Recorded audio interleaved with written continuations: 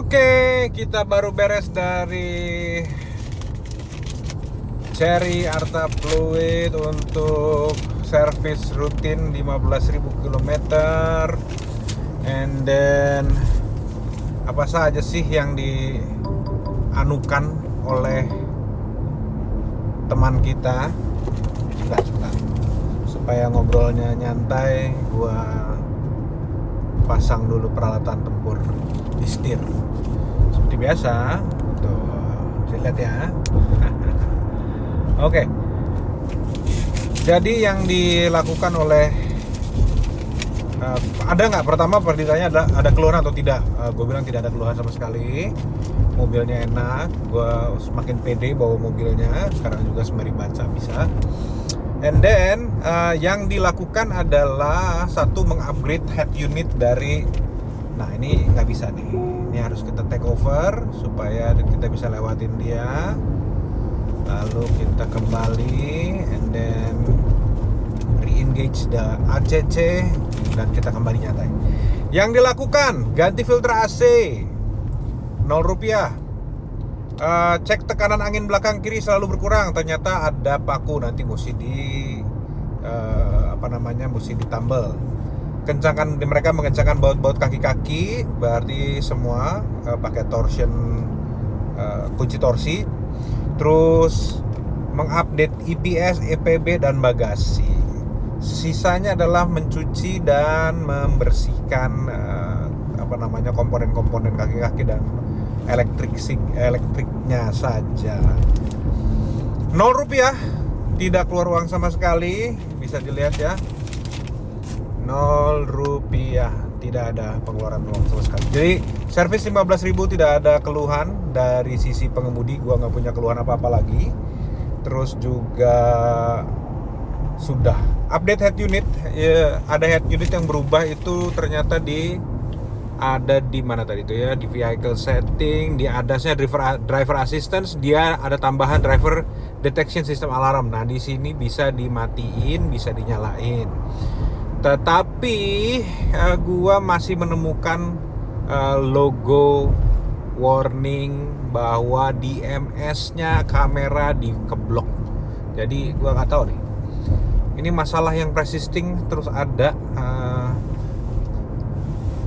Eksis terus, dan walaupun sini sudah diupdate head unitnya dan beberapa sistemnya di ADAS-nya, dia tetap ada. So ya, the only problem di mobil gua, at least di mobil gua, adalah itu. DMS kamera is blocked all the time. Nice. Tapi sudahlah. Sejauh ini gue nggak punya problem yang terlalu berarti untuk mobil ini. Gue cukup menikmati dan sangat reliable, dan gue sudah semakin pede untuk mengendarai mobil ini. Terus baterai health-nya dia nggak tulis di sini. Cuman tadi gue ketemu sama engineer mekanik yang urusan sama mengupdate, dia tunjukin state of health-nya mobil gua masih di 97%. Wow, berarti walaupun sudah ugal-ugalan dan berandalan bawa mobilnya dan beberapa kali fast charging, walaupun belum sampai 70%, masih 80% gue fast charging. Terus juga pernah sih di low di 50% gue fast charging. Dia masih di 97. Sekarang kita mau keluar, kita mesti take over, matiin ACC dan kita take over.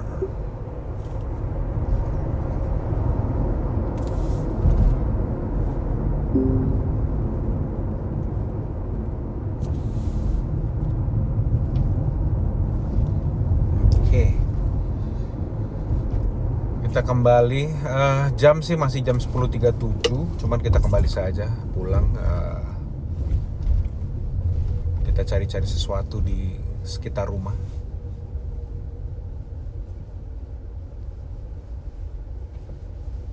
Oke, bayar-bayaran dulu.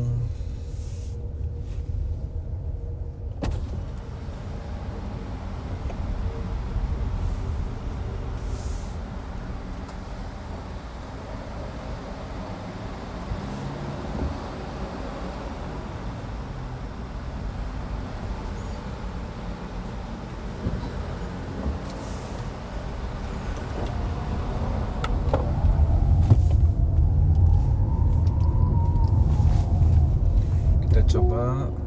Normal mode. Oh, ada perubahan. Sport mode.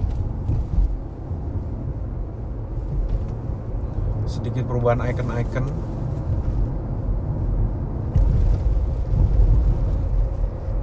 Semuanya under control. Ya, karena sudah diupdate sedikit dan dibersih-bersihin sektor perkaki-kakian, sektor pendingin AC, pendingin baterai, semua sudah dibersihin. Apakah ada perubahan performance? Ini sekarang posisi di sport mode, kita coba. Ya, masih sama, masih brutal. Tarikan masih brutal, masih enak di sport mode. Tidak ada yang berubah menjadi lebih lambat misalnya ya. Masih enak. Masih enak banget.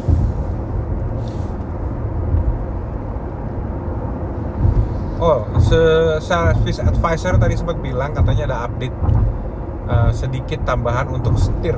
Tadi gua ngerasain memang hentakannya jadi agak lebih keras ya. Misalnya kayak rilis dari assisted cruise control, terus gua take over, dia ada hentakan tek gitu sedikit. Lebih keras dari biasanya, lebih prominent. Jadi lebih kerasa. Mungkin juga kalau misalnya gua keluar jalur tanpa kesopanan, dia akan sedikit lebih kasar gitu. Atau lebih keras aja, jadi lebih bisa dirasa. Tapi sejauh ini sih aman.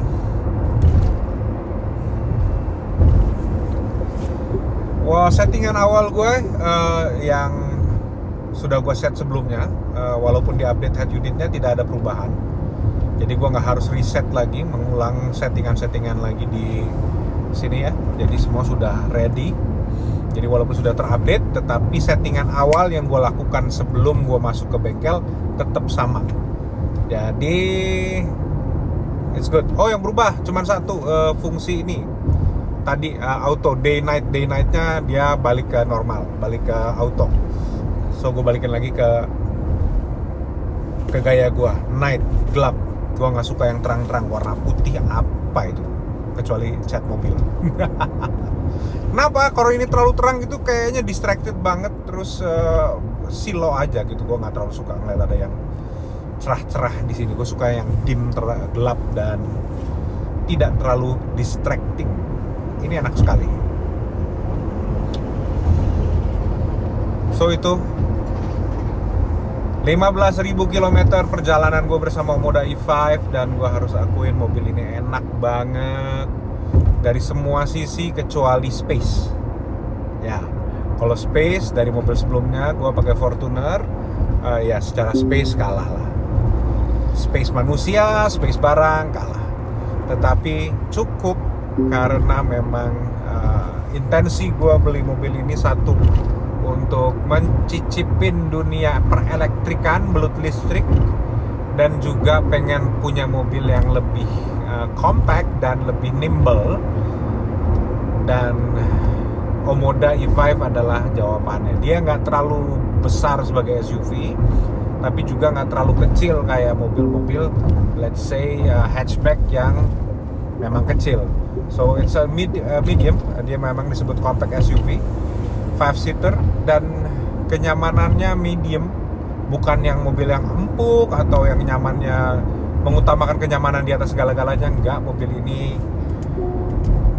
masuk kategori SUV ya. Jadi bandingannya tetap keras, tetapi kalau dia lagi di jalan tol atau di jalan yang mulus, enaknya luar biasa. Tapi kalau di jalan yang ada keriting sedikit, memang kita bisa ngerasain bahwa suspensinya memang tidak dikhususkan untuk dunia-dunia yang menggelinjang seperti itu. Jadi ya kita nikmatin aja apa yang sudah kita peroleh. Oke teman-teman, so itu aja informasi 15.000 km yang bisa gue sampaikan. Semoga bermanfaat. Oh ya, by the way, sampaikan ya, ketika misalnya sudah punya mobilnya, terus sudah 15.000, sampaikan semua keluhannya kalau misalnya memang ada keluhan. Nah kebetulan di gua keluhannya cuma satu, itu logo segitiga DMS keblok. Itu tidak pernah hilang dari semenjak gua beli. I don't know what the hell is dial, but tapi fitur itu bisa dimatiin dari sini sekarang. Tapi tetap itu masih persis logonya masih ada. Ngeganggu sudah mulai tidak mengganggu, tetapi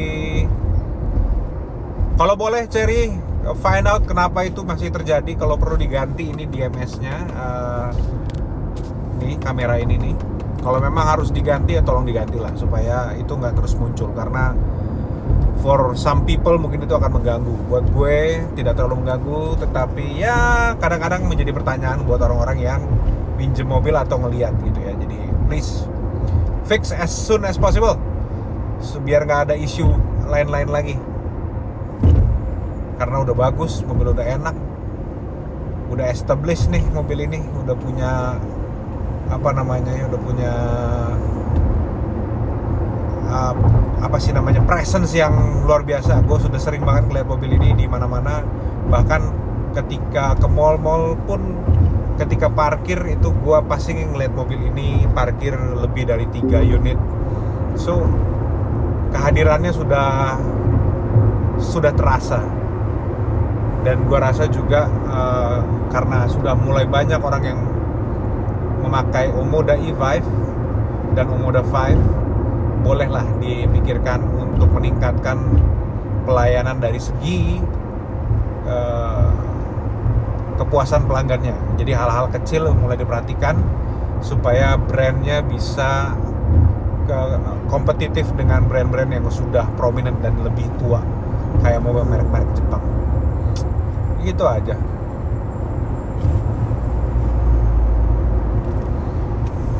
Oke, teman-teman. Thank you for watching. Itu aja laporan dari Babang Review untuk servis 15.000 km. Sampai jumpa lagi di video berikutnya. Bye.